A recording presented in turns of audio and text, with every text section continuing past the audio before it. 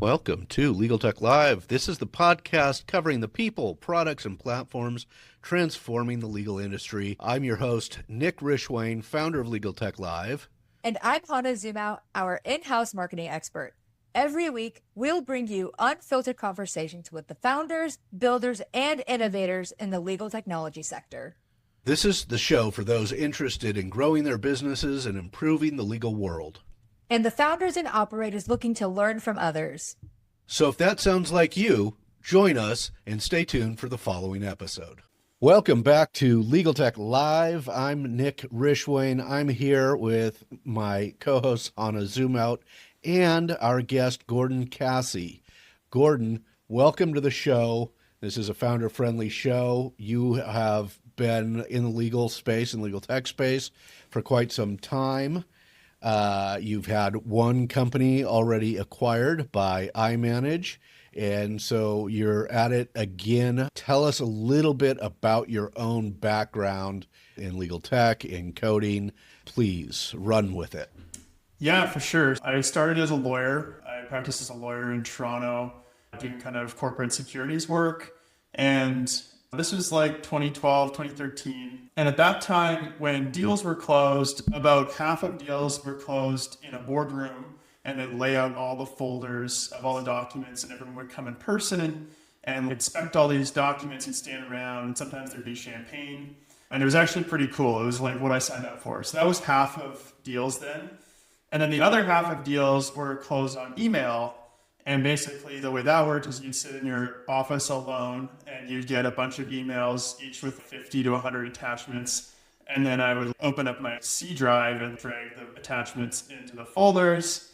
And then someone would send an email eventually saying, we have everything we need, and everyone would agree. And that's how that worked. And there was no champagne, or there wasn't supposed to be. I guess you could have it technically, but pretty quickly it was like the old way of doing things was like strictly better in every sense, except you didn't physically have to be there. So that was like the only convenience, the email thing.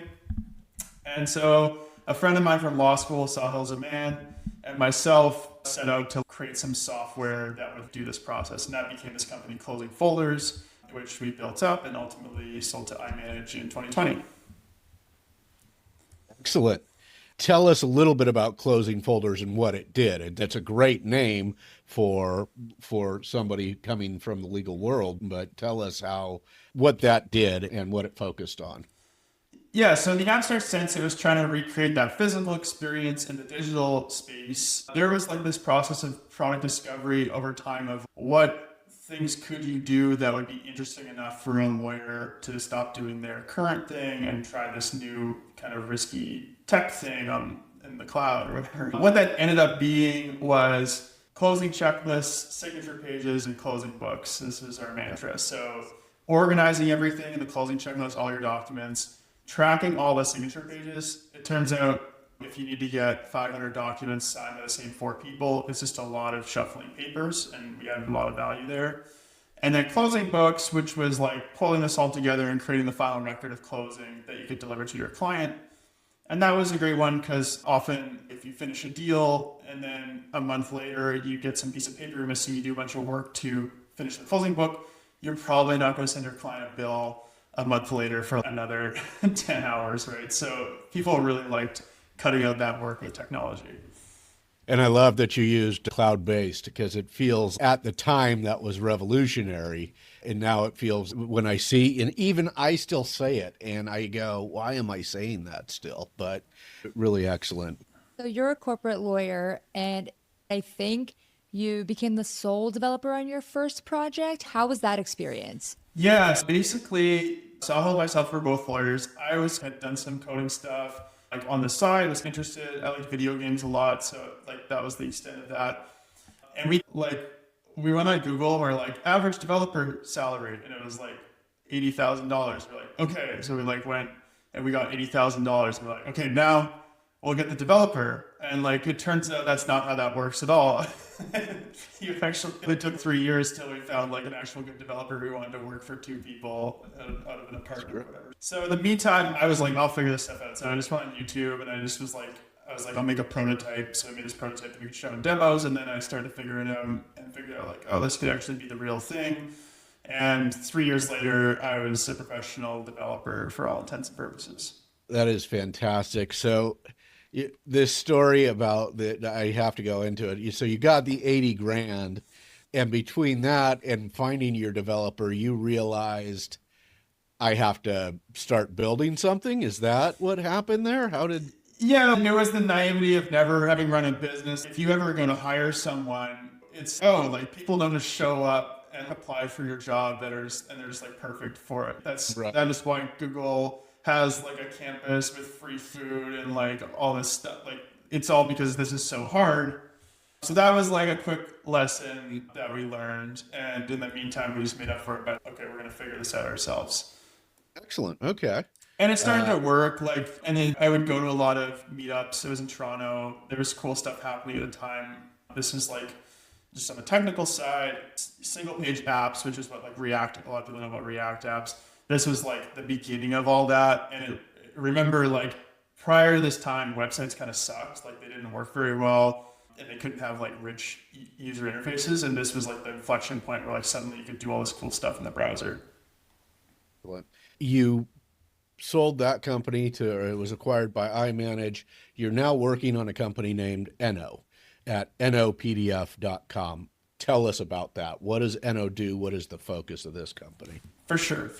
First off, Eno, we'll call it Eno. Eno, sorry. I think that like many languages, the natural pronunciation is Eno, so we're going to be fighting that one for a long time. But anyways, so the idea with Eno is basically kind of that same experience with like we had the physical closings and then there was the digital. The digital kind of sucks, but it was better because it was more convenient, but like all these things were missing.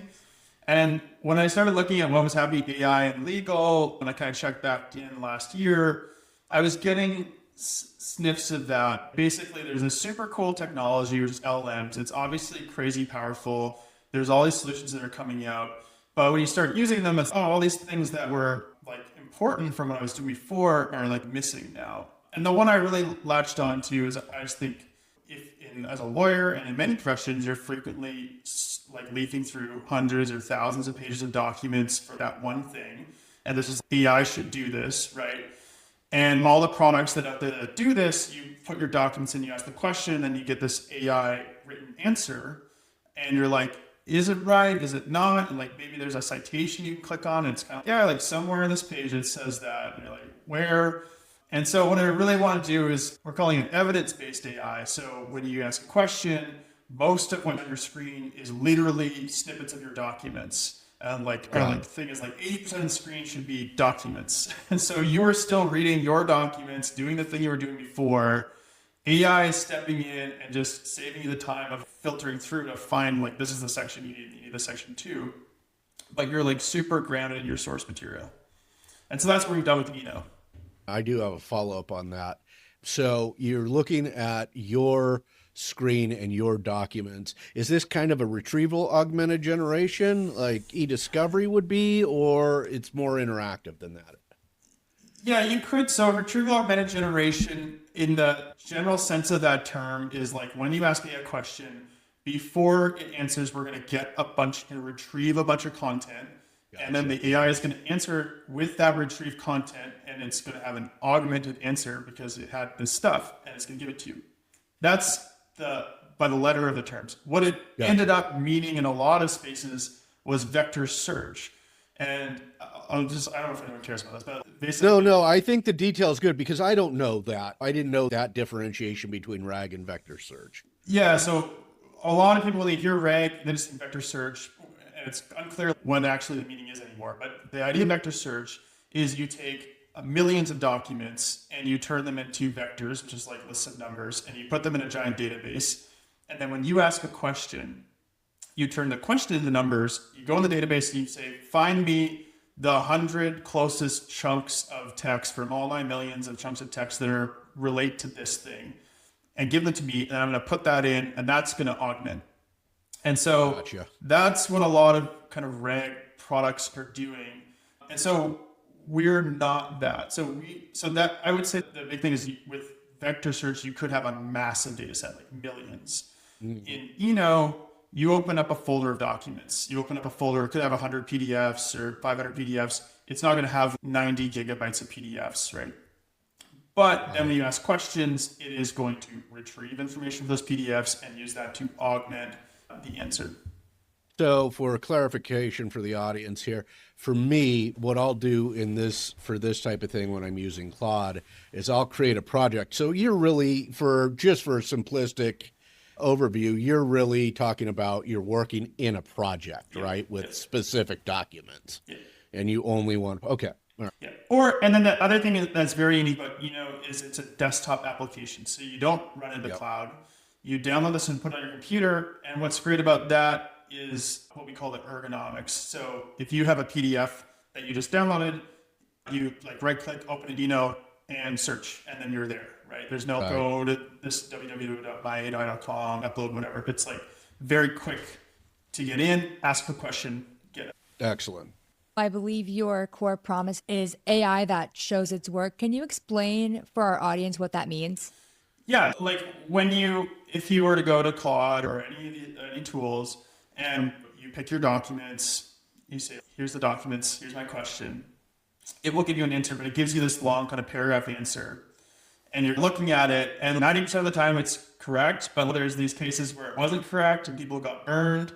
So then you're like, is it correct? Is it not correct? And then you're like, I want to see what did this AI actually do to find this answer?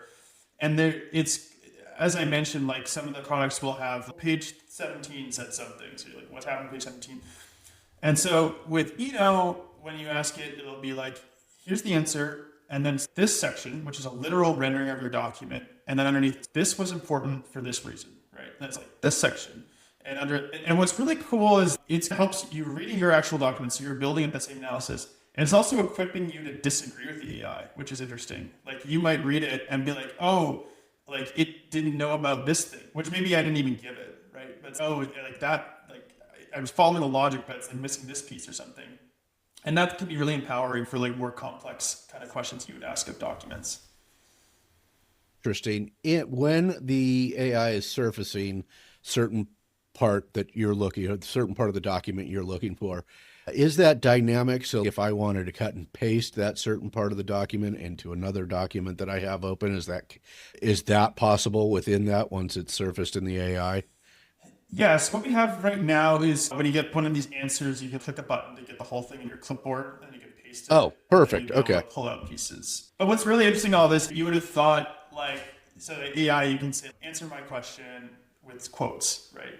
And gotcha. So you'd think that these quotes would be quotes, and what's interesting is they're not. There's actually all this programming that went into when the AI gives me a quote and I want to find the actual thing in the document. It's sometimes a little bit different. AI will cut out half the quote and put an ellipsis, or it'll fix a spelling mistake, or it'll do this, or it'll do, and so there's all these kind of things you have to figure out to get down to this is the actual visual thing on the screen, which I think is very important. And that's, so it's a workflow document or workflow tool, isn't it? I think possibly. We don't, on purpose, we don't generate content. So we're not going to edit your documents. We're not going to write documents for you. We're very much one thing well. So it's reading documents and finding information on them quickly. And there's workflows you can build around that. Yeah, that's probably a better way to explain it. I have a follow-up, but I'm not sure if I want to hit it. Hannah, go ahead with your next one. Let me see how I want to formulate this thought. Who is Eno PDF's ideal customers? Are you purely in the legal space, or are you across different types of industries? So with closing folders, our ideal customer was so obvious. It's how there aren't that many lawyers in the world who spend all day doing closings, and they're almost exclusively at large firms, maybe mid-sized firms. Small firms, there are small firms that do deals, but they're few and far between. It's often a more special thing. So it was here's a list of 100 firms and go to them and show them the product. And so, it's probably the complete opposite of the spectrum, where it's anyone in the world who does stuff with PDFs. And I've had some crazy, so I know legal, so that's why I'm here. I think it's super valuable for legal. When I talk to lawyers and I'm I think you probably should be reading firsthand your document, because that is often literally the law. You can't rely on a paraphrase of it. They're oh yeah, that's important. Yeah. But I went to I was like a top user of Cursor, and I went to this Cursor cafe thing, and I was showing it to people, and there's this guy, he was like a carpenter who's gotten into vibe coding and stuff. He's, oh, this would be so good for carpentry. I'm like, what are you talking about? He's got the building That is codes. awesome. Like there's 700-page building codes, and we're like rambling around there to find like how far the door needs to be from the top of the stairs or whatever. I'm like, yeah, sure. Open up the building code and it works. So you can do anything with it.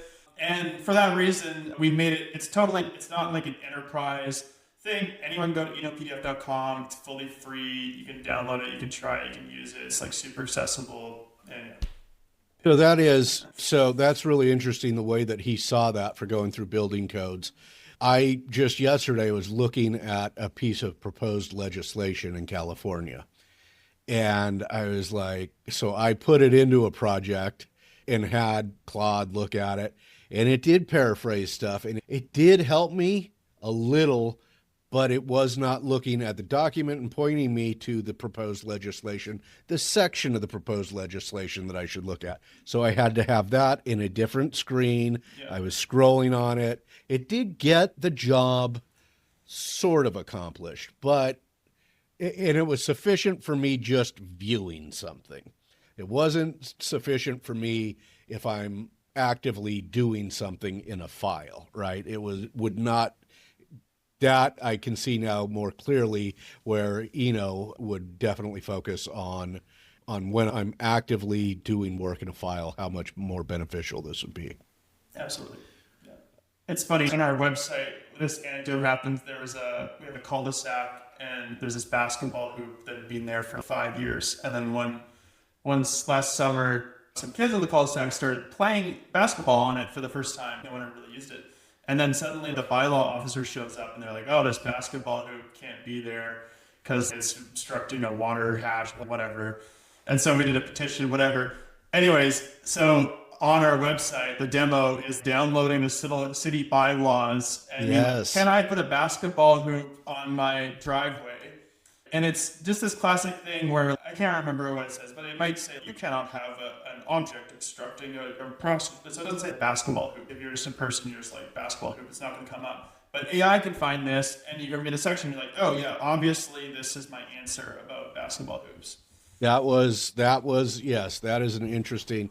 And so if you're looking at a 35 page ground lease that was written up 50 years ago, and you're trying to find a relevant clause, I see that this could be hugely beneficial for. I know general clauses that I'm looking for, but find it for me rapidly. Absolutely. Okay. All right. So I have to ask this question because we just had a guest on who created this privacy software called Camo Text, and he also had it run locally. And it sounds like Eno runs locally. And this is a really interesting trend I'm seeing. I've always heard about run an LLM locally, so that that was one early recommendation for people. But I'm seeing more and more of this, running it locally. What made you decide that instead of, does this keep you out of the zero data retention issues or any data retention issues? What made you go with a downloadable and locally run piece of software? Yeah, so there's a lot. Run locally means a lot of different things. Okay. To start with, how do we get back to that? So closing folders, you really want to collaborate with people. You want to be able to look at the same documents. Other people are uploading them. It has to be in the cloud, right? Yeah. It kind of has to be like a Dropbox experience where you put stuff up and then you go on your other device and it's there and it has to go here.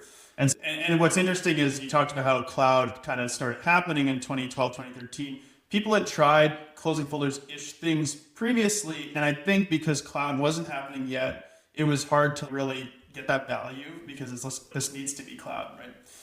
And when I thought about Eno, and I'm just doing research, it's like, why does this need to be cloud? I'm just on my laptop, I'm trying to find some answers, and why do I need to be uploading all my stuff into a portal? Selfishly, I'm also running a cloud service that is selling to the largest law firms in the world with the highest stringency of data security is stressful. And there's a lot that goes into that. And I was like, I don't want to have documents in a cloud. I don't want to store your documents. You store your documents. So we don't store any documents. So in that sense, when you use Eno, your documents are on your computer. Now, the caveat. The LLMs that are like revolutionizing everything right now predominantly run in data centers because they run on really expensive computers. And even if you get one to actually be able to ask a lot of questions fast, you might need 10 or whatever. Anyways, so we take advantage of that. So when you're using Eno, we're sending snippets of your documents to Google to do inference and find answers to your questions and come back. But that's all under a zero data retention policy, which means at the end of the day, a week later, there is no record of your documents in Google. There is no record of your documents in Eno. So it's just in the moment when you're searching, they were translating back and forth. Yeah. Now, So let's do one more thing. So you can still please. then have local models, which is a really interesting trend. And you can set up Eno to run against a local model. So this is where instead of going to Google, you would have a model running on your computer, and then you're talking to that, and nothing's leaving your computer. And you can do that solely in there with a video on YouTube of how to set it up. You need to have a really nice computer, and you need to futz with the setup a bit because it's not super easy, but it does work, and it's pretty interesting, and it could be a big trend over the next couple of years. So you fall a little bit in between there. You still have the zero data. Yeah. First of all, for anybody listening to this, the type of computer you need to run LLM on it is going to be really powerful and generally very expensive to build right now. But so there's a couple of things here. You also have if it's run on their desktop in an app, you don't have the AWS and the token issues either, right? So you don't have those costs. I guess you would have some based on the caveat that it communicates with Google. Is that right? Yeah, so when we use Google, we pay Google and we pay the token costs, and Google did just triple their token costs. So that's a thing. It's extremely token efficient. And it's aside from the cost thing, it's a speed thing. Like whenever every token you're paying for, you're also waiting for that token. And so one approach, all the products are changing all the time, but at some point, if you went to ChatGPT and you upload a 300-page PDF, first of all, it wouldn't accept it, but at some size, it would take it. And then it would literally send that entire PDF through the LLM along with your question to give you an answer. And that would be massive token usage. And so what's happening with Eno, and a lot of other products are doing this too, is it's trying to do stuff locally to be like, okay, here's the section that matters, this section that matters, so we're going to send these parts, and then the LLM come back and be like, okay, is there anything like relating to basketball hoops in there? That's okay, here's the basketball hoop stuff. And that ends up being much more efficient than shipping through the entire thing. Yeah, but you do save then on that huge storage cost for storing everybody's documents. That part there's a benefit there for the company. Yeah, I'd say the biggest benefit there is risk. The storage doesn't end up being super expensive, but it's just another place that your documents are, and they don't need to be there. So interesting that we're kind of coming, what to me feels like full circle on do we need, it's one more layer of risk for a law firm or anybody else. Okay. So when we talk to founders on Legal Tech Live, we typically ask them about their pricing model because it seems like everyone has a different pricing model depending on the service that they're selling to customers. We'd love to know how your pricing model works and what your thought process was behind it. Yeah, so the pricing model, so we have, like a lot of providers, we have a totally free solution. You show up, you can download it, you can use it. And it'll work for about 10 searches, 5 to 10 searches since Google increased their prices. And then there'll be a paywall. And then it's just a simple Stripe subscription, which is $20 a month, which unlocks like a ton of usage.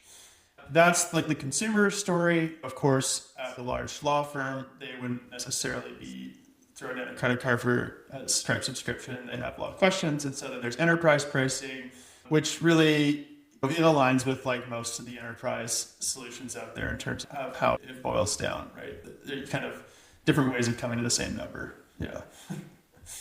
Are you finding an easier ability you've had some experience in the enterprise space and selling to iManage and what the work they do, but are you finding it easier to sell something that's largely locally run on their computer into the enterprise space? Are you noticing some difference there or? Has that played a role? Yeah, I think it certainly makes a lot of questions easier. I would say that a big part of this, beyond just like the answers to the questions, is just finding the bandwidth. Like a lot of the IT departments, they just don't have enough time in the day to even look. So that's still the gating factor. But when it does get into it, all these risk sections is just crossed out, not applicable, because the data is not sitting in a cloud. Yeah. I was assuming that would make it faster, but I guess at least easier to communicate to the security team that they don't need that security concern. Yeah, it makes it much more straightforward when you go through, but you still have to do the full analysis, which is a lift. And you mentioned what has long been the issue for legal technology, not just the long sales cycle, which we don't talk about nearly as much as we did when I had this the show active 5 years ago, but the just getting in front of the right person who's going to do the buying and getting them up to speed that's a hard thing to accomplish. How are you marketing Eno to your potential customers? What's working, what's not working? And I do have a follow-up question after this, but why don't we just start with how you're marketing Eno? Yeah, so it's been a bit of a journey to uncover how to approach people. And AI is so new. In our product, a lot of what I've been talking about here is this thing that you didn't know about until a year ago, ours is like a better version of that thing. So it's kind of this gating factor. Have you used this thing, right? Because if you use this thing, and on our website, you scroll down and it shows like a sample kind of answer you get from ChatGPT. And it has all these hallmarks it's a great question. Let me tell you a little bit. It's like all these like classic kind of AI lines that 2 years ago, I'm like, I don't know, what is this? So it is, I think we're trying to find the people that have been trying to get the most out of the products that are there, right? And they want to do stuff with it. They're on the cutting edge. They want to try everything. And there's some frustration because they're like, like sometimes things are kind of wrong or this isn't quite right. And like, another one that's interesting is I used AI to review this contract. Then I was on a phone call with my client talking about it, and they're asking questions, and I don't know any of the answers because I didn't actually read it. And so that's not good. And so we're kind of going here and be like, instead of walking away from AI altogether, here's a thing that gives you the good stuff, and you have this other stuff on top. You know what I'm saying? I was just, Go ahead, Hannah. You have a follow-up. I forgot. Oh, no worries. So with closing folders, you had a very niche audience, and with Eno, anyone who's working with a PDF can use it. So are there any differences that you've seen when you're marketing closing folders versus Eno? Yeah, absolutely. It's been like I've had to learn. I didn't really appreciate that marketing was like a thing with closing folders because it was just like, okay, here's a list of I just call these lawyers and they're like, yeah, I do this thing every day. I'm like, okay, here's the tech. Let me demo it to you. Okay, cool. And so it's been a big learning process for me of what this is about. I think it's hard to just be totally general because so much of, even if you're going to do a demo, what document are you going to open, right? On the website, it's like looking through the bylaws of a city for whether you have a basketball hoop. Is that going to resonate with anyone? So it's like legally, like if you're a legit lawyer, you'd be like, oh, that's funny. And if you're like a person, you're like, oh, that's like a real thing that might have come from my life. And so maybe that works, but I'm not going to get the building code guy who's like doing carpentry, right? So which one am I going to pick, right? I was just thinking about him too. I wonder what you would do for that type of customer. Yeah. I think I know legal, I know all lawyers, we have lawyers using the product. They're super excited about it. All the benefits that I like put in the marketing materials are like, yeah. And so there's definitely something there. So that's like how we're trying to steer it, but maybe a bit open. Oh, you can try it for this too, or you can try it for that.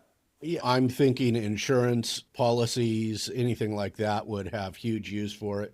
In my mind, and now forgive me if this butchers it, and Hannah is our marketing expert. She can make it a vastly superior answer here. But in my mind, to drill it down to its most simplistic selling point is it's a vastly improved control find. Yeah, that's a line we've had is like fuzzy control F. And even in a demo, I'll show like, in my old way, I open up this document and I control F. I want to know who is the company to send financial statements. So I search financial statements. Then financial statements have to be sent to capital I investors. Okay, who's an investor? And then this is exactly what it replaces. Like, it does this very well. And much faster, much more efficiently. Yeah. Okay. All right. I'm glad I wasn't hugely off there because I could have butchered that for you. No, that's perfect. So I was thinking about this, and I've been taking some master's courses just for fun because I'm terrible at hobbies. And so I have to download a bunch of these PDF journal articles and read them. And then you write in the paper with it. And you're like, oh, I know I read that somewhere in this PDF. Now I need to quote it now, and and then now I have to go through it, control find for a single word or a phrase that I think I remember, rather than getting to more of a contextual idea, which may help it happen much faster. Would that be just another use case for this? Absolutely. Yeah, that's a perfect use case. Yeah. So what is the vision for Eno beyond where it is today?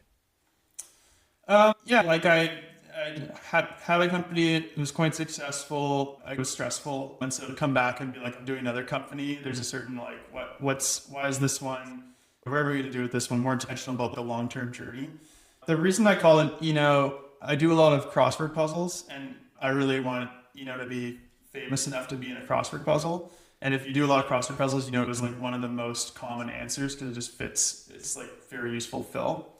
So that's my barometer. I just want it to be widespread. Whether that means it's like a hugely successfully financially, or it does an IPO or whatever, it's like kind of second downstream of like it's an impactful product it's in the crossword puzzle. So that's the vision. Yeah.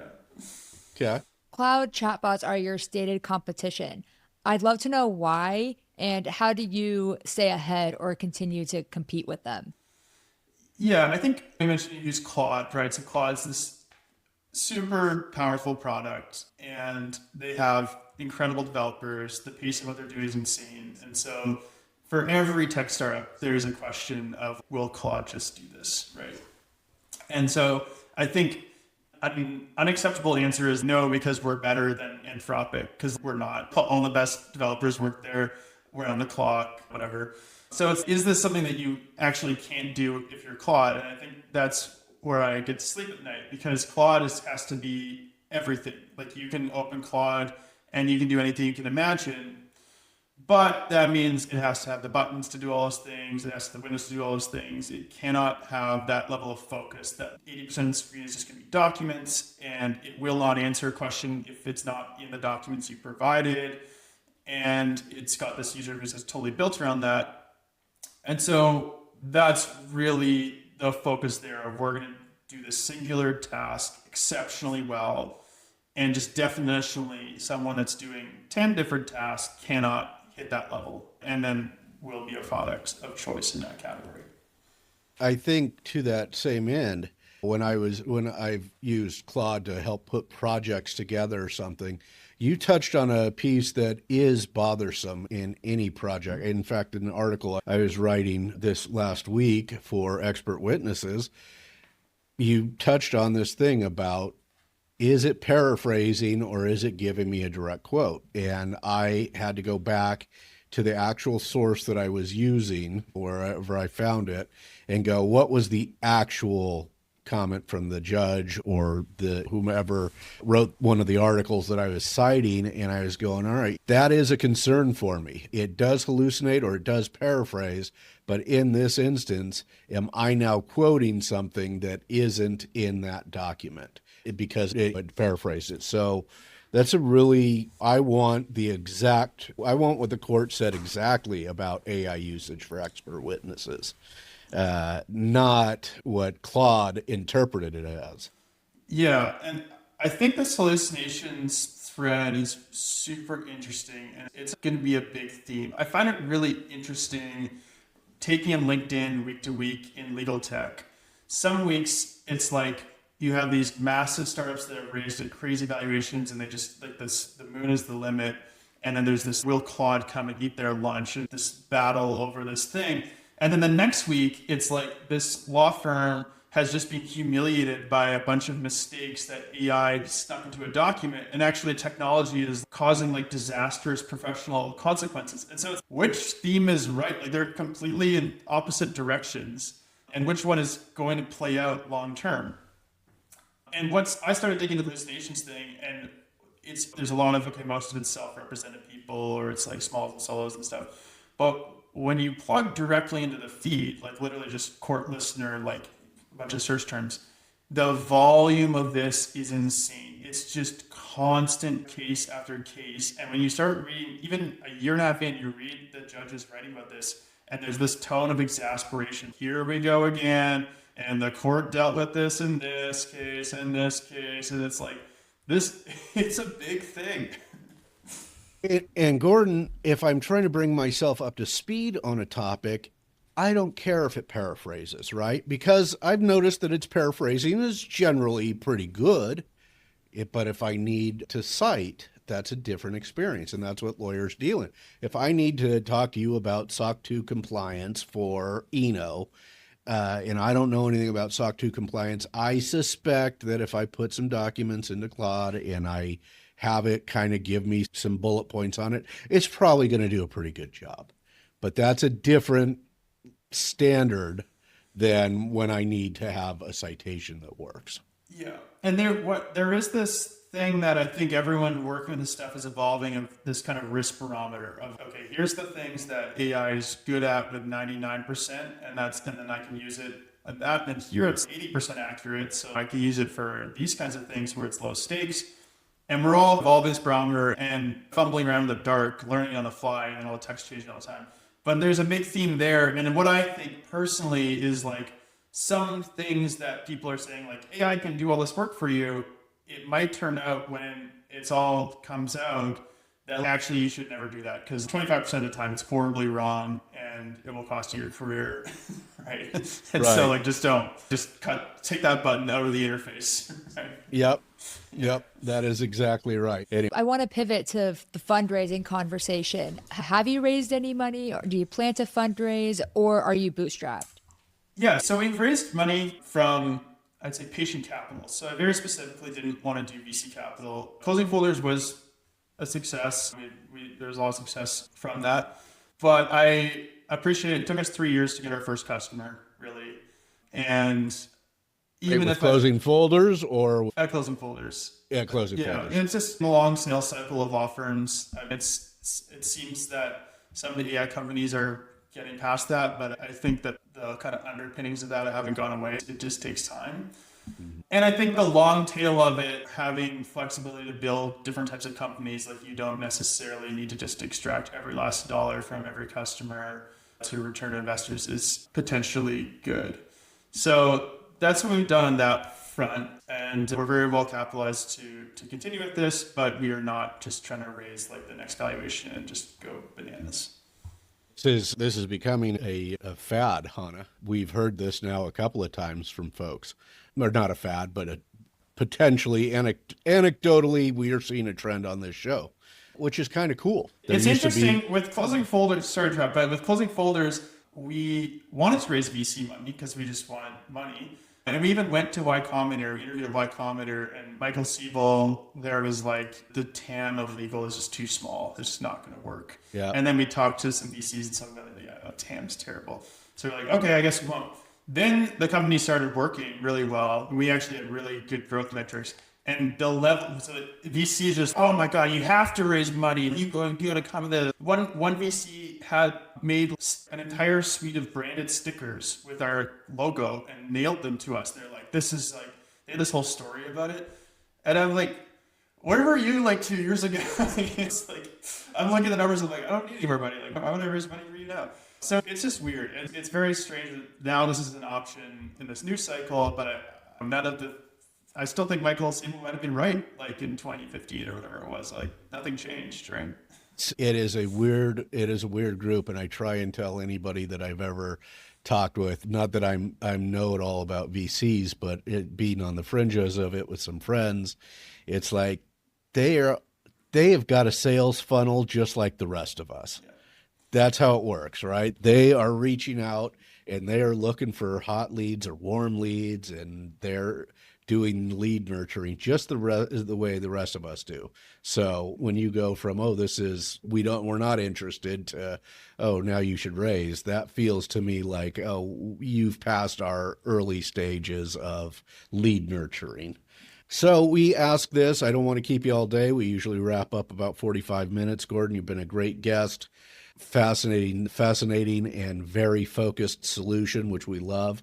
Who would you recommend that we interview next? Or somebody you know who's either in legal tech or in-house at a law firm, in a CIO, CTO role, enterprise. Who do you recommend for Legal Tech Live?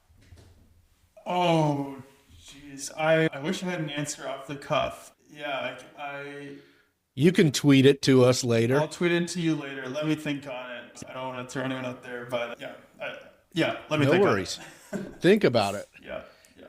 Speaking of socials, where can people find you and connect with you, and where can people find Eno? Thank you. So, Eno PDF.com, free download, try it out. Would love to hear your feedback. Try it on your next little legal quagmire you have, or proposed legislation, insurance, whatever.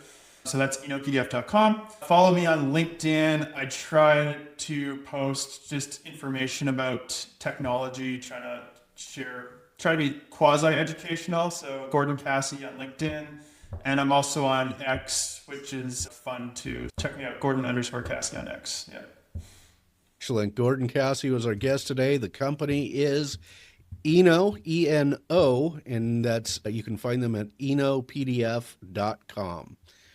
Thank you, Gordon, for being a guest. We hope you'll come back when it's a huge success and you've got another acquisition under your or an IPO or something to that. It's a real pleasure having you. All right. Thank you so much. It's been great.